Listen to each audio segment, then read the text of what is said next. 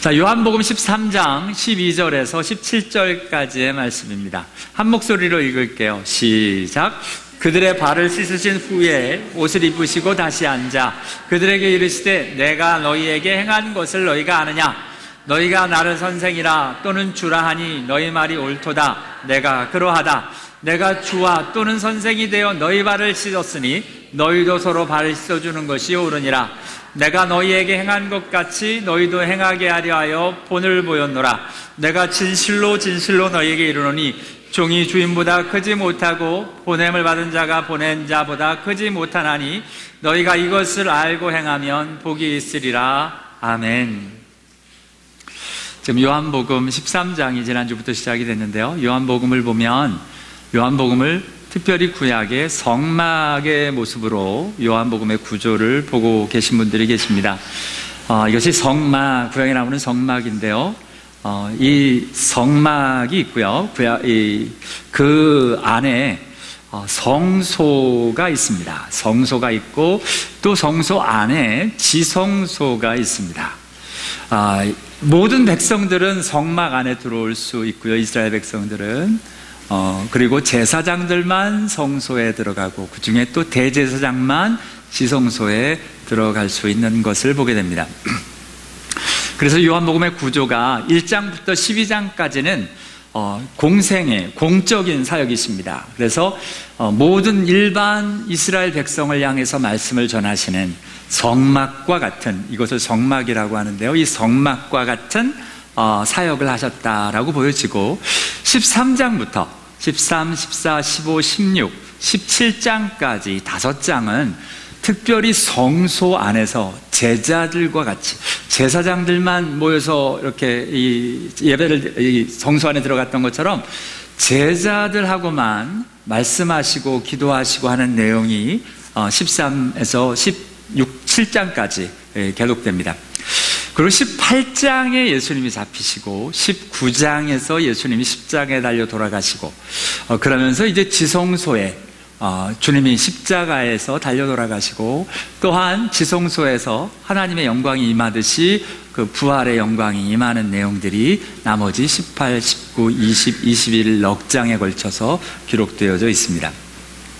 특별히 성소를 보면 지금 그 안에 들어가자마자 볼 수 있는 게 떡상이고요, 오른쪽으로 보이는 게 떡상이라면 왼편으로 보이는 게 등대입니다. 그리고 그 앞에 분향단이 있습니다. 이렇게 성소 안에 3가지 기물이 있는데, 지금 마치 요한복음 13장은 성만찬, 꼭 떡상을 떼는 것 같은, 떡상을 맞이하는 것 같은 일들이, 성만찬, 오늘 저녁 식사 중에 또 저녁 식사 후에 하는 일들이 나오고요, 그 다음에 예수님의 빛되신 말씀의 일들이 지금 14, 15, 16장에 걸쳐 나오고요, 17장은 예수님이 기도하십니다. 전체에 걸쳐서. 그래서 분향단, 기도를 상징하는 분향단을 맞이하는 것 같은. 그리고 나서 예수님이 18장에 잡히시고 19장에 예수님이 십자가에 달려 돌아가시는데, 이 지성소 이 휘장이 반으로 찢어지는 일들이 일어납니다. 마치 지성소 안으로 들어가는 모습들을 보게 되고요.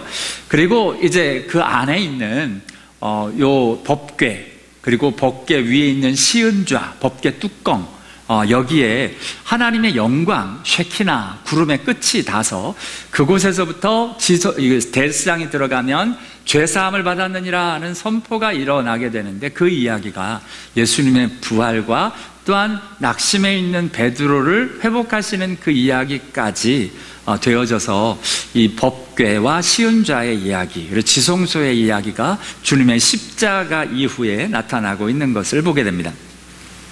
자, 이렇게 나름대로 성막, 성소, 지성소 이렇게 연결하면 나름대로 그 의미를 저희들이 찾아볼 수 있는데요, 오늘 특별히 13장 내용은 저녁 잡수시던 자리에서 성만찬의 이야기가 자세히 기록되지 않은 건 요한복음만 그렇습니다. 마태, 마가, 누가복음에는 예수님이 주의 만찬, 마지막 주님의 이 유월절 만찬을 하시는데, 이 이야기는 요한복음에는 그냥 식사, 저녁 잡수시던 자리 정도로 나오게 되고요, 또한 상반적으로 마태, 마가, 누가복음에는 제자들의 발을 씻기는 장면이 세족식이 없습니다.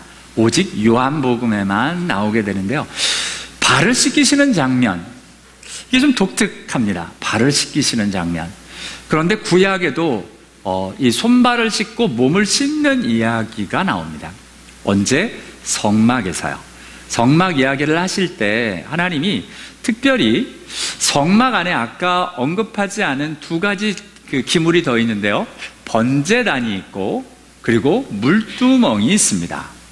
이 물두멍은 특별히 제사장들이 손발을 씻는 장소입니다. 출애굽기 29장과 출애굽기 40장에 이렇게 물로 씻는 이야기가 나오는데요, 특별히 물두멍은 거기 씻을 물을 담고 모세와 아론과 그 아들들이 거기서 수족을 씻게 되어져 있습니다.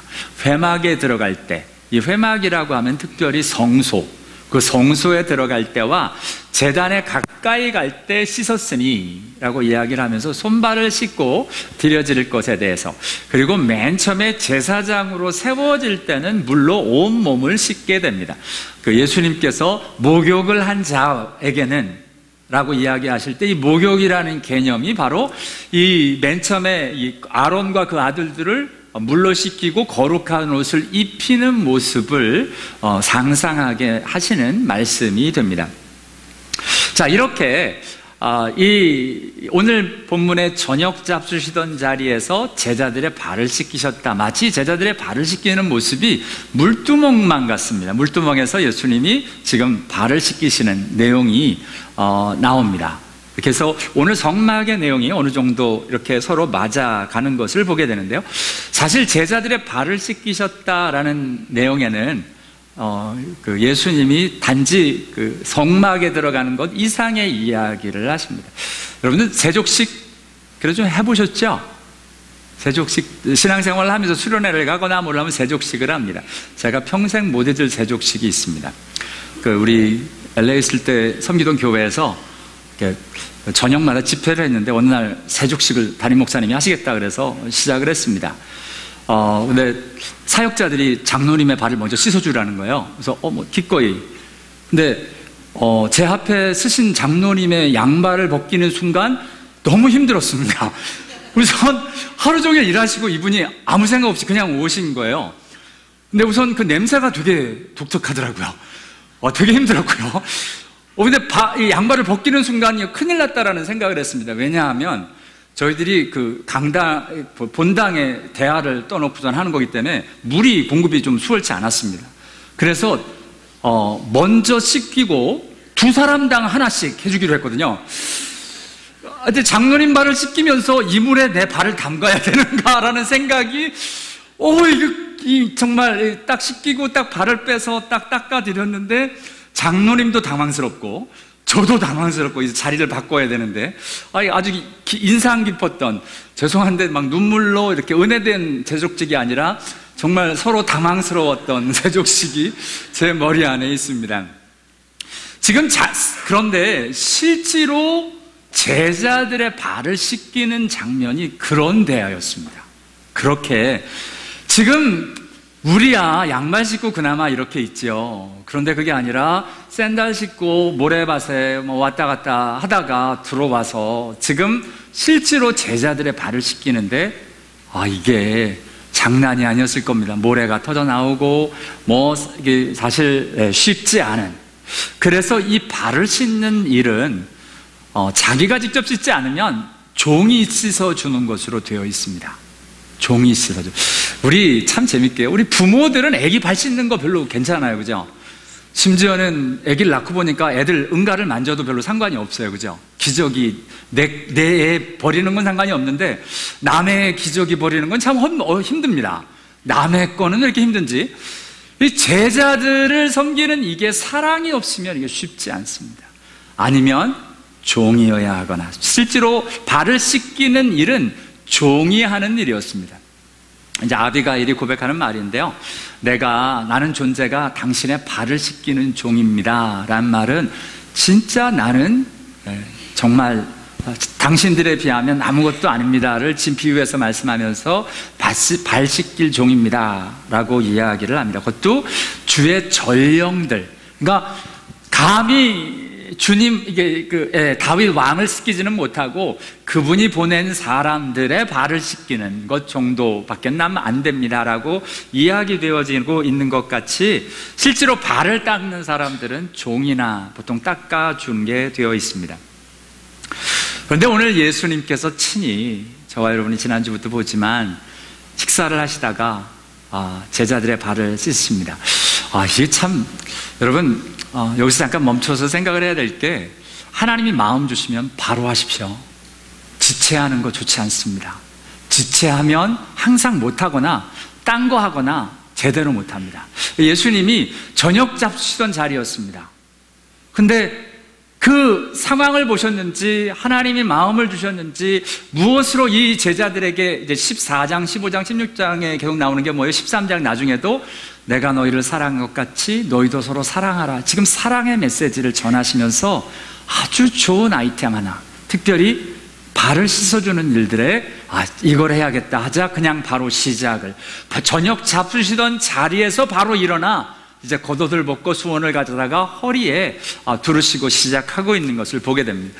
여러분, 갑자기 종이나 씻는 발을 예수님이 씻기 시작을 합니다. 이게 갑자기 대야의 물을 떠오시질 않나. 여러분, 얼마나 당황스러웠을까요? 왜 이러십니까? 이렇게 반응을 했을 것 같은데, 성경에는 아무 말이 없습니다.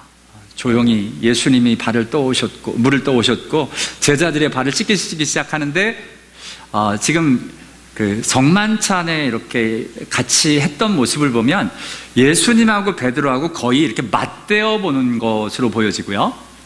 그리고 그렇다면 제자들의 한 반 정도가 돌아간 겁니다. 한 5-6명이 돌아간 겁니다. 5-6명의 발을 씻기는 동안 다른 사람은 아무 말도 못하고 있는데, 지금 오늘 본문에 이제 베드로가 이야기를 합니다. 주여, 주께서 내 발을 씻으시나이까? 내 발을 절대로 씻지 못하시리이다. 안 된다는 겁니다. 안 된다는 겁니다.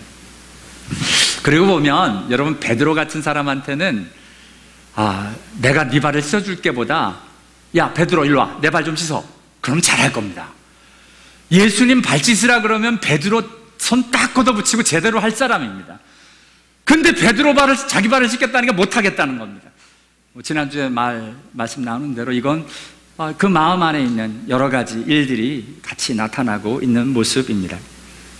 그런데요, 오늘은 거기에 초점 맞출 게 아니고, 갑자기 베드로가 자기의 어떤 이 모습을 바꿨어요.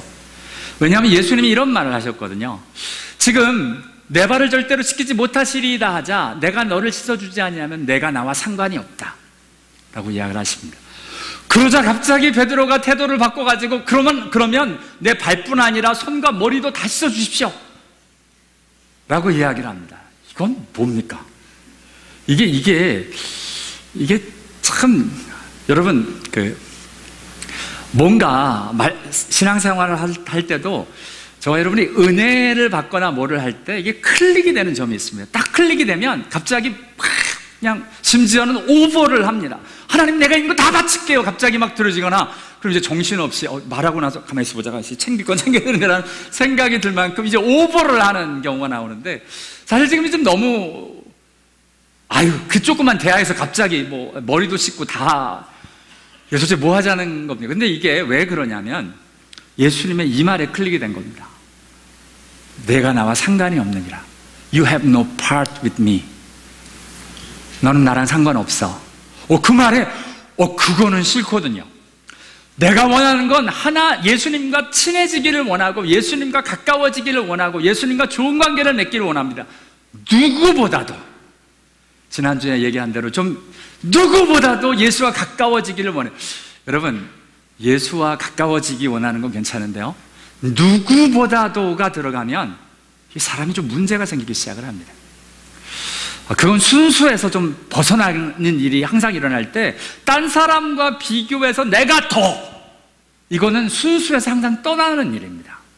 사람과 비교함 없이 내가 주님을 순전하게 온전하게 사랑하고 섬길 수 있는 은혜, 그 은혜가 저와 여러분 것 되기 원합니다. 근데 지금 베드로가 조금 이제 뭐가 좀 잘못됐습니다. 이 자존심 문제, 나름대로 자기의 문제가 해결이 안 되니까 이래 그러면 이거 갖고 충분 안 합니다. 다 해야죠. 지금 손과 머리도 다 씻어주십시오라고 이야기합니다.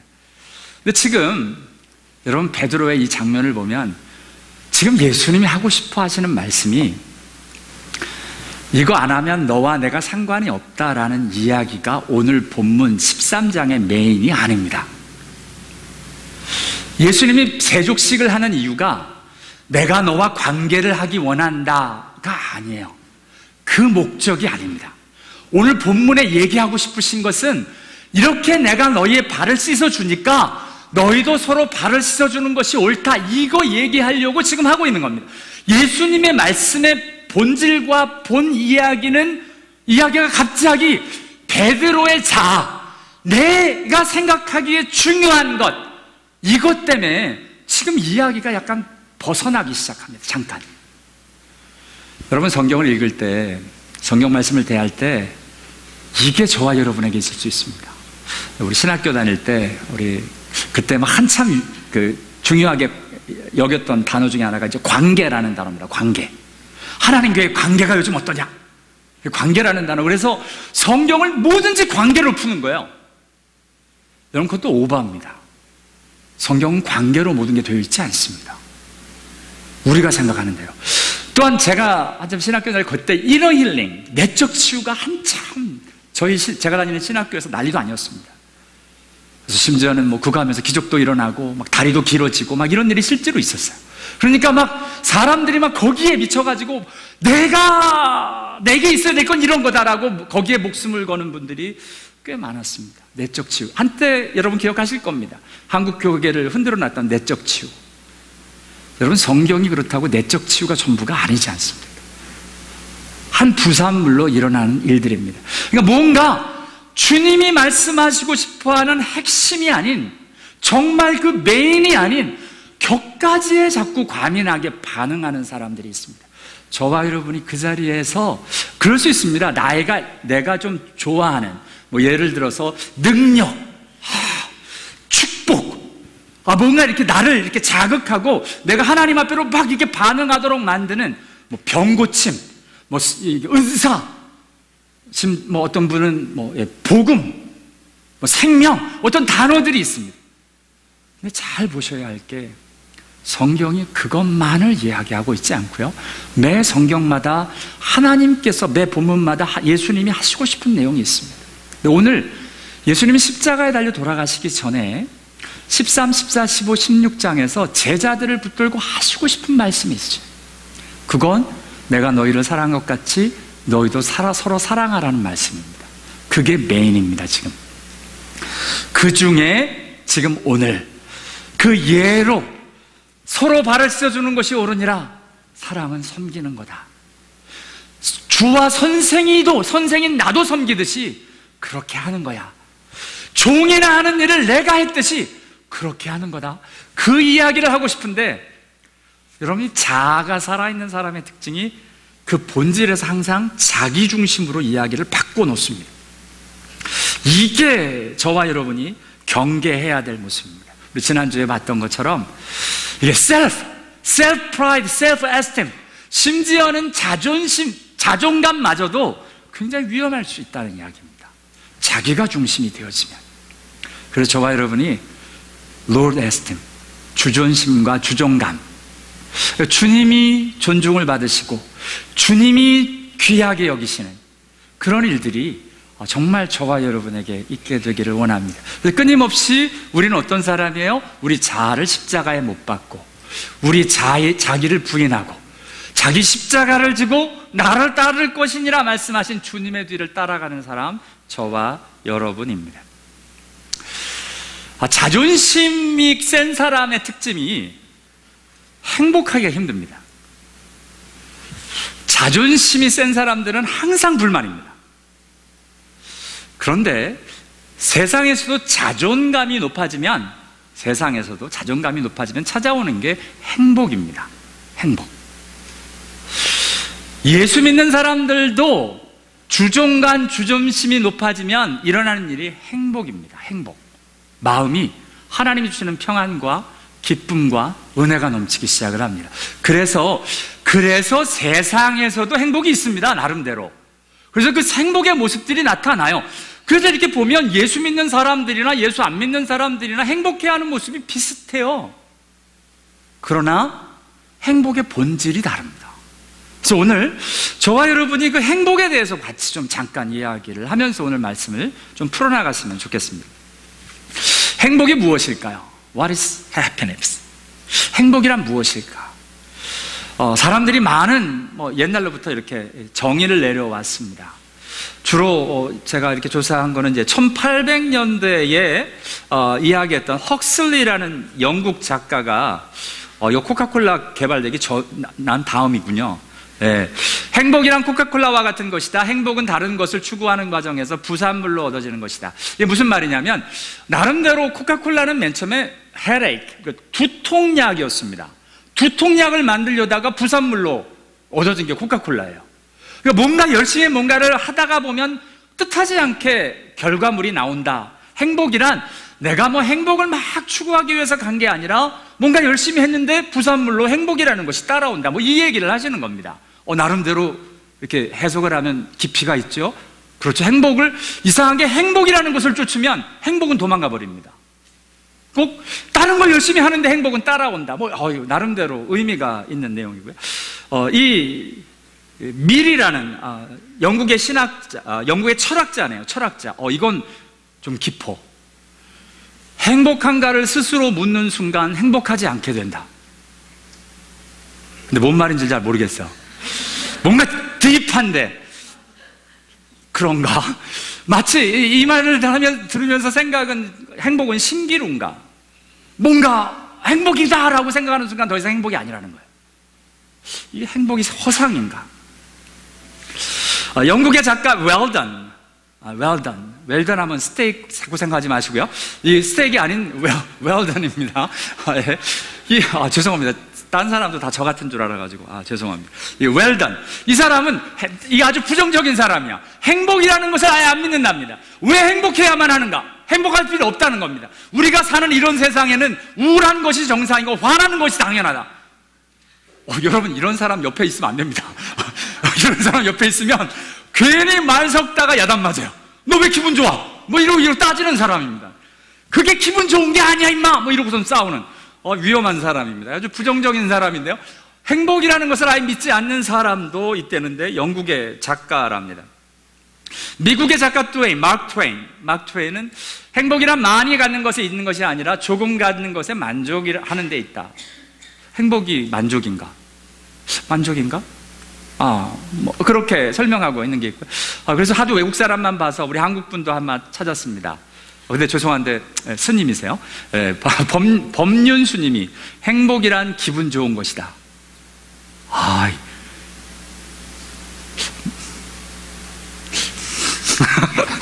맞는데 이게 스님들의 특징이 아주 그런 말을 해서 좀 딥한 걸 끄집어내시는 분들이세요. 근데 이건 좀 너무 가벼운 것 같긴 한데 그래도 뭔가 제가 그냥 하나만 딱 따온 거니까 아마 그 다른 이야기가 있을 거예요.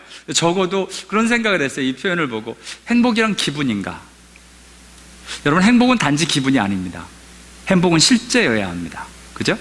그러니까 우리가 기분 좋은 상태, 이게 행복이 아니라는 거예요. 그거는 기분은 아닌데, 죄송합니다만 우리 법륜 스님 너무 행복을 너무 가볍게 생각하신 것은 아닐까 걱정은 또 됩니다. 그래서 행복이란 무엇인가를 찾으니까 좀 어려워. 그래서 이 질문을 좀 바꿔봤습니다. 나는 언제 행복한가? 여러분은 언제 행복하십니까? 제가 평생 못 잊는 분이 계세요. 목사님, 저는 100불짜리 5개를 지갑에 넣고 있을 때가 제일 행복합니다. 그래서 실제로 그분이 100불짜리 5개를 항상 넣고 다녀요. 그래서 뭔가 되게 힘들게 사셨던 분이세요. 그러다 이제 이렇게 회복되셔서 나름대로 이렇게 잘 사시는데, 그래서 항상 5개를 넣고 다닌대요. 그건 참 싸다 생각이 들어요. 행복이 500불이야. 500불로 행복할 수 있으면 이거 괜찮다라는 생각을 해보는데요. 실제로 사실은 그건 아닌데, 사람들이 나름대로 나는 언제 행복한가를 오늘 좀 생각해 볼 수 있으면 좋겠습니다. 나름대로 가족이 화목할 때, 가지고 싶은 걸 가졌을 때, 모든 것이 불협화음 없이 잘 돌아갈 때, 하나님이, 우리 예수 믿는 사람, 하나님의 일을 볼 때, 사람들이 하나님 말씀에 반응할 때, 다양하게 우리가 나름대로 행복이라는 것을 이야기할 수 있습니다. 오늘 찬양이 딱 잘 됐으면 아마 우리 지휘자님이 행복해 하지 않을까. 오늘 행복하셨는지 모르겠습니다. 그렇다고 잘못했다는 얘기 아닙니다. 이게 나름대로 우리 스스로를 좀 생각을 좀 해보죠. 아닐 수 있지만 나는 언제 행복한가? 그래서 한우 수 없습니다. 국어사전을 찾아봤습니다. 우선은 행복이란 생활에 충분한 만족과 기쁨을 느끼어 흐뭇함이나 복된 운수. Happy, 웹스터 사전에 enjoying or showing or marked by joy or pleasure, marked by good fortune. 재밌게요. 행복을 이야기를 할 때 복된 운수나 good fortune을 꼭 이야기를 해요. 왜냐하면 사람들도 알아요. 행복이 항상, 예를 들어서 잘 일들이 된다고 꼭 행복이 아니거든요. 또 일들이 꼭 잘 될 거라는 이 보장이 없기 때문에 이게 운수라는 거예요. 이 행복이란 꼭 일어나는 게 아니라 그럴 수도 있는 이 복된 운수, good fortune으로 이게 이 번역되고 이 해석되고 있는 것을 보게 됩니다. 그래서 한자로도 다행행자의 복복자입니다. 다행히 복이 왔어. 이럴 때 행복하다는 거예요. 그러니까 어쩌다가 복이 왔어. 이러다 행복하다는 거예요. 그러니까 복이 어떤 요행과 같이 가고 있는 것을 보게 됩니다. 이게 세상의 행복입니다. 우리 예수 믿는 사람의 행복은 뭘까요? 적어도 저와 여러분이 예수 믿는 사람의 행복이 어쩌다가 오는 행복은 분명히 아닙니다.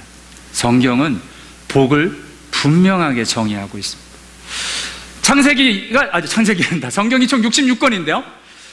복이라는 단어가 제일 먼저 나오는 성경이 뭘까요? 이따가 받으시고요. 복이라는 단어가 제일 먼저 나오는 성경은 창세기입니다. 창세기가 총 50장이에요. 50장 중에 복이라는 bless라는 단어가 제일 먼저 나오는 장은 몇 장이었습니까? 왠지 11장은 아브라함 얘기 나오니까 11장에 나오는데요. 1장부터 나옵니다. 제일 먼저 나와요. 같이 하나님이 이렇게 이야기하십니다. 1장 20절에 보면 하나님이 이르시되 하나님이 창조하시니 하나님이 보시기에 좋았더라. 하나님이 그들에게 복을 주시며. 여러분, 세상의 복은 어쩌다가 요행이 잘 돼서 재수가 좋아서 오는 게 복이겠지만 우리 예수님 믿는 사람들에게 복은 하나님이 주시는 복입니다. 복은 하나님으로부터 온다. 우리 따라합시다. 복은 하나님으로부터 온다. 한 번만 더 크게 합시다. 복은 하나님으로부터 온다. 네, 그게 우리들의 믿음입니다. 그러니까 하나님이 주시는 복이어야, 심지어 비슷한 현상이 일어나도 하나님이 주시지 않은 건 복이 아닙니다. 여기에 복의 결과를 보면 충만하라, 번성하라로 나옵니다.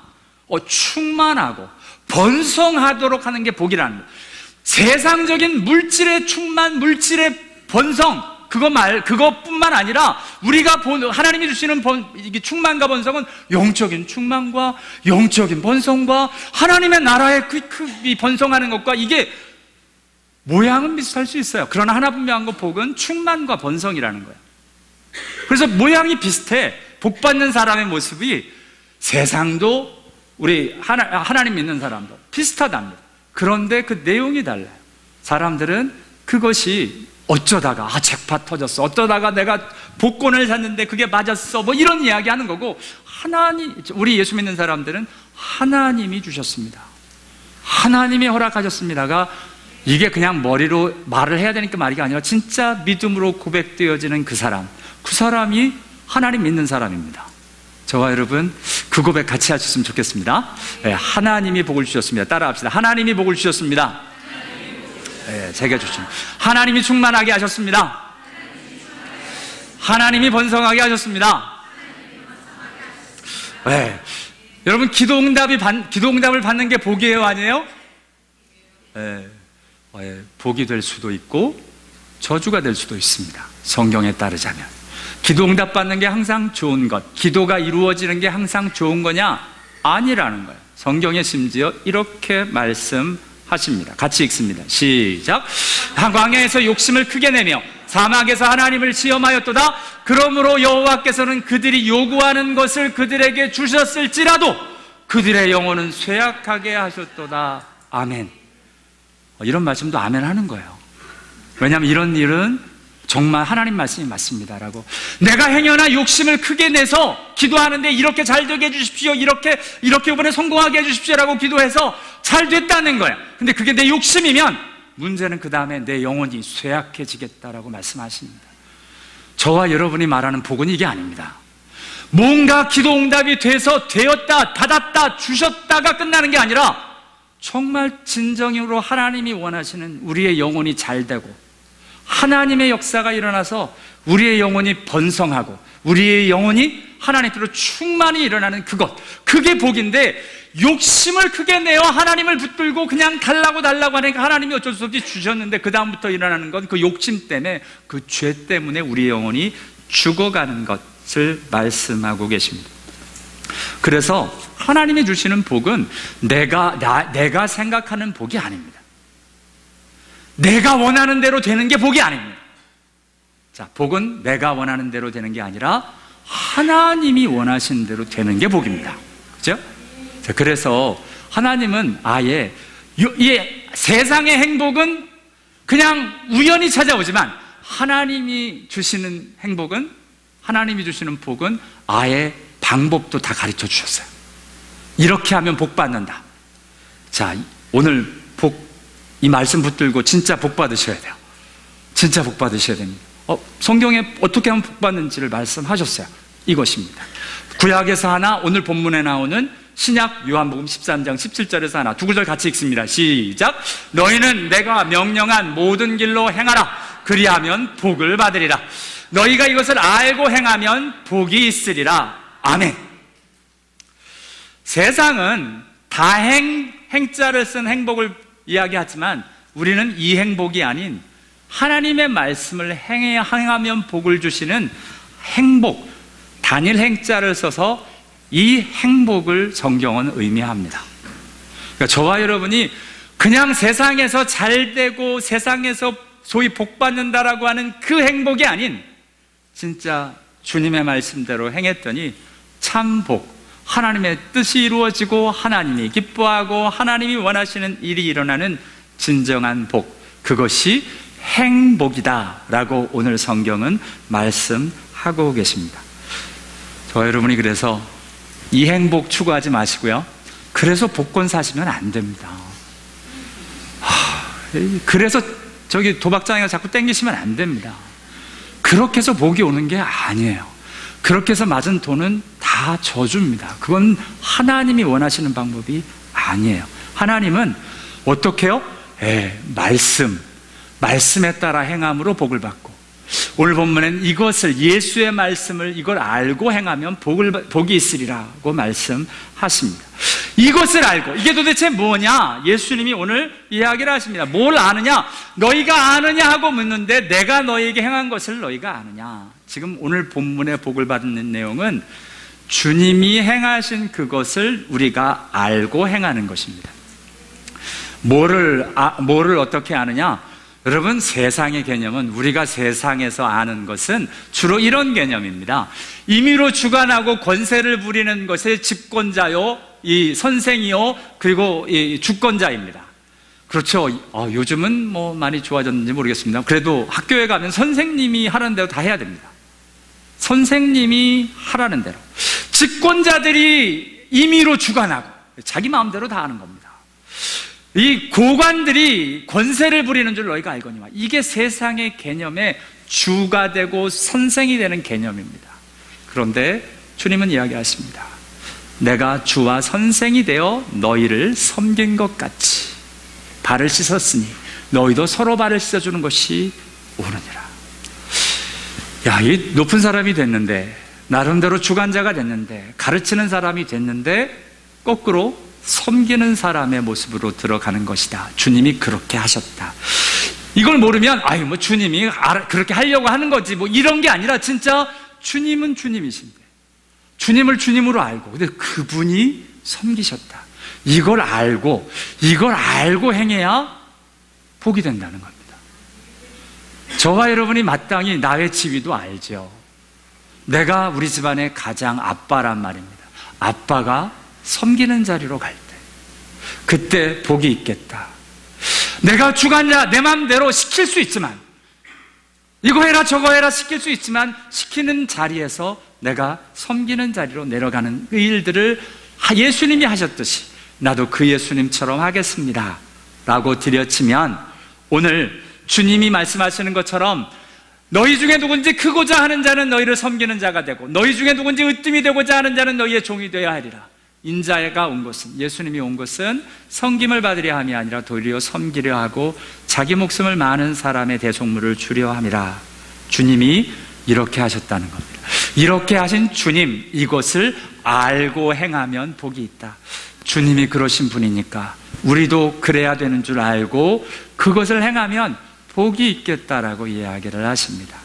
저와 여러분, 하나님의 말씀을 행해야 복이 있다라고 이야기하는데, 하나님의 말씀을 잘 보자는 겁니다. 그래서 하나님 말씀을, 예수님이 본을 보여주셨잖아요. 오늘이 어버이 주일입니다. 어버이 주일인데요, 성경에 이렇게 이야기를 하시죠. 내 부모를 공경하라. 그리하면 내 하나님 여호와가 내게 준 땅에서 내 생명이 길리라. 자녀들아, 주 안에서 내 부모에게 순종하라. 이게 구약에서는 내 부모를 공경하라, 신약에서는 너희 부모를 존경하라 라고 이야기를 하는데요, 내 아버지와 어머니를 공경하라, 이 출애굽기 말씀을 그대로 인용해서, 그러면 내가 잘되고 땅에서 장수하시라 하는 하나님의 약속의 말씀을 그대로 인용하십니다. 여러분, 우리 예수님이 부모님을 공경했을까요? 제가 이상한 질문만 하는 거 아니에요. 답을 하세요. 우리 예수님이 부모님을 순종했을까요? 네, 했습니다. 말씀에 있어요? 있어요. 말씀에, 누가복음에 이렇게 나옵니다. 같이 읽죠. 시작. 그 부모가 그가 하신 말씀을 깨닫지 못하더라. 예수께서 함께 내려가사 나사렛에 이르러 순종하여 받드시더라. 아멘. 예수님이 12살 때입니다. 12살, 예수님은 사춘기 안 지냈겠죠? 분명히 예수님도 사춘기 지내셨습니다. 무슨 말이냐? 여러분, 애들이 왜 가끔 이상해요? 몸에 호르몬이 이상해서 그렇거든요. 그런데 분명히 예수님도 호르몬 이상을 겪으셨을 겁니다. 갑자기 몸이 크죠, 뭐 이렇게 되면서 애들이 사춘기, 갑자기 문 닫고 들어가고 안 나오고, 그냥 뭐 자기 방 안 치우고 난리를 피는데, 우리 예수님은 자기 방 치우셨겠죠. 근데 적어도 심경에 이 사춘기에 힘든 게 있었어요. 왜냐하면, 왜 치우셨느냐? 우리 애들은 순종을 안 해. 12살 때중에 방 치워라 그러면 안 하는데 예수님은 순종하셨대요. 그러니까 지금 12시 한참 사춘기, 몸이 불편하고 뭔가 호르몬이 막 돌아가고 막 이렇게 되어지는데, 여러분, 우리 티네이저 때도 그렇고 지금도 그러시죠. 우리 부모님들을 섬기면 제일 힘든 게, 이제 부모님들이 말을 못 알아들어. 이 세대 차이도 나고 말을 못 알아들으세요. 내가 하는 말을. 그러니까 어머니 그거 한 번만 더 하면 100번째거든요 라고 얘기를 해도 못 알아들으세요. 또 하세요. 그렇죠. 맞습니다. 근데 이게 말을 해도 못 알아듣습니다. 근데 지금 오늘 예수님이 하신 말씀을 못 알아들으셨어요. 깨닫지 못하더라. 이게 무슨 말이냐? 예수님은 영적인 말을 하셨죠. 내가 아버지 집에 있어야 될 줄을 모르셨나이까, 알지 못하셨나이까 하는 예수님의 말씀을 하십니다. 여러분, 자녀가 더 영적이면 영적인 말을 부모가 못 알아듣습니다. 예수님의 영적인 말을 어떻게 지금 마리아와 이 요셉이 알아듣겠습니까? 못 알아들었습니다. 못 알아들었는데, 못 알아들었다고 난리하는 게 아니라 그래도 함께 내려갔습니다. 오늘 어버이 주일인데 어머니 아버님들하고 좀 함께 해주시기 바랍니다. 예수님이 못 알아들어도, 힘들게 해도, 내 마음을 몰라줘도 함께 내려가사 함께 같이 가야 될 길을 같이 가십니다. 그리고 나사렛에 이르러 순종하여 받드시더라. 이게 예수님 모습이십니다. 뭔가 내 마음대로 되고 내 말을 알아듣고 나랑 통해서 순종하고 받아들이는 게 아닙니다. 함께 하는 것이 아닙니다. 내가 말이 안 통해도, 나와 함께하기 어려워도 주님이 하셨던 것처럼. 왜요? 주님 그냥 말씀 순종한 겁니다. 주님이 독특하게 하신 건가? 그게 아니에요. 내 부모를 공경하라, 너희 부모에게 순종하라 하신 하나님의 말씀대로 하시는 거야. 그 모습을 예수님이 본으로 보여주셨습니다. 그러니 저와 여러분도 당연히 이 말씀대로 해야죠. 내 부모를 공경하라 하셨으니 해야죠. 주님이 본을 보여주신 대로 우리 부모님이 말을 못 알아들어도, 내가 답답해 미어져 터져도 그래도 함께 해주는 거고, 순종하여 받드시는 게 예수님처럼 저와 여러분도 그럴 수 있는 은혜가 있게 되길 원합니다. 네, 아멘입니다. 자, 오늘 본문도 마찬가지입니다. 지금 계속 이야기를 하는 겁니다. 이렇게 하나님의 말씀대로 행하라, 그러면 복을 받으리라. 여러분, 주님의 복은 마침내 하나님이 높이 올리시는 하나님의 아들로 인정되시는 놀라운 복을 받으셨습니다. 하나님을 기쁘게 하는 복을 받으셨어요. 그 복된 자리로 가기 위하여 예수님도 순종하셨습니다. 무엇이에요? 하나님 말씀에. 내 부모를 공경하라, 예수님도 공경하셨습니다. 순종하셨습니다. 똑같이 저와 여러분도 하나님의 말씀에 순종하여 이것을 알고, 예수님이 그렇게 하시더니 이렇게 하셨구나, 하나님의 아들인 예수도 이렇게 하시는데 라고 이야기를 하면서 그것을 알고, 모르고 행하는 것 말고 알고 그렇게 하니까 깨닫고 그 말씀대로 행하여 오늘 예수님이 저와 여러분에게 간곡하게 부탁하는 참 복이 저와 여러분에게 임하는 은혜가 있게 되길 원합니다. 하나님의 말씀대로 행하는 것이 복입니다. 그러면 복이 임한다고 성경이 말씀하십니다. 내가 원하는 복 말고요, 하나님의 복이 저와 여러분에게 임할 줄을 믿습니다. 기도하겠습니다.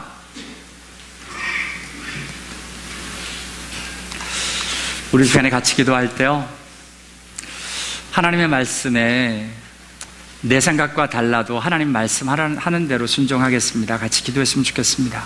오늘은 특별히 내 부모를 공경하라, 내 부모에게 순종하라 말씀하셨는데 예수님이 하셨듯이 그렇게 되기를 원합니다. 내가 너희를 섬긴 것 같이, 너희 발을 씻긴 것 같이 너희도 서로 발을 씻기는 게 옳으니라 말씀하셨습니다. 내가 섬기겠습니다. 내가 주관하고 내 마음대로 하고 내 임의대로 안 되면 짜증내고 뒤집어 엎고 욕하고 이렇게 목소리 높이고 난리 피는 거 말고, 내 마음대로 안 돼도 정말 하나님 앞에 섬기는 마음으로 예수님 믿는 사람답게 하기를 원합니다. 우리 한번 하나님 말씀 붙들고 함께 같이 기도하기를 원합니다. 같이 기도합니다. 하나님 아버지, 하나님 주의 은혜와 일들이 내 마음 가운데 있어서 참 섬기는 게 약합니다. 하나님 도와주시옵소서. 정말 내가 어떻게 섬겨야 되는지를 모릅니다. 내가 어떻게 행해야 되는지를 잘 모릅니다. 하나님 아버지, 행하지 못할 때 하나님 깨닫게 하시고 알게 하시고 정신을 차리게 하셔서 하나님의 말씀대로 순종하는 것이 무엇이고 하나님의 말씀대로 행하는 것이 무엇인지 알게 하여 주옵소서. 하나님 아버지, 이것을 알고 행하면 복을 받으리라 말씀하셨고, 내가 명령한 모든 길로 행하라 그리하면 복을 받으리라 말씀하셨사온데, 진짜 행복하기를 원하시는 하나님께서 말씀하신 말씀대로 말씀에 순종하고 말씀에 드려져서 하나님 부모를 공경하고 내 마음에 정말 부모님을 공경할 수 있도록, 내 마음에 안 들어도 내 생각에는 흐트러져 보여도 주님의 말씀이시기에 공경하는, 하나님 아버지 안호해드리는, 존중해드리는 그 마음이 내 마음에 있어서 하나님 아버지 그냥 억지로가 아닌 진짜 공경하고 주 앞에로 드려지는 은혜와 일들이 있도록 함께하여 주시옵소서. 주님께로 온전히 나아갑니다. 우리 함께 찬양합니다. 예수